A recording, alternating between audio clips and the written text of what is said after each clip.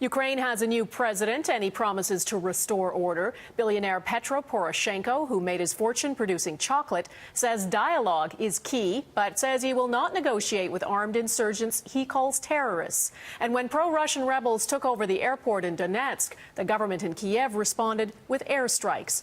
As Mike Armstrong reports, Ukraine's new president faces huge challenges. In a brazen attack, separatist forces stormed the Donetsk airport. For a time, the Ukrainian military controlled the runways. Pro-Russia forces controlled the terminal. Both sides brought in reinforcements in a standoff that lasted several hours.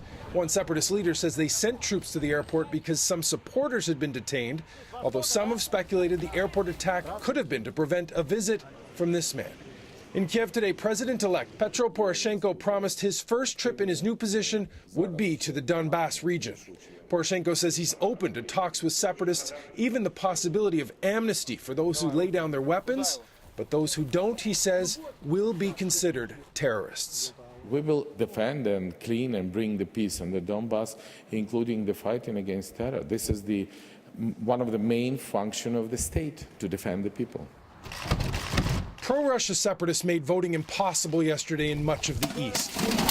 In this case, smashing ballot boxes in a show of force. But overall, international observers are calling the election a success. About 60% of eligible voters cast ballots despite hostility and intimidation in some regions. This election proved the democratic spirit of the people of Ukraine. Petro Poroshenko. Russia's foreign minister says his country will respect Sunday's results and will talk to the new president, although Sergei Lavrov is insisting the U.S. and European Union not be at the table. Poroshenko says he hopes to sit down with Russian leaders early next month. Bringing peace and stability to the east, he says, absolutely involves its biggest neighbor. That would be impossible without participation of Russian representatives. Now, Russian leaders over the last week have made comments moving away from supporting Ukrainian rebels, but pro-Russia separatists have not been dissuaded.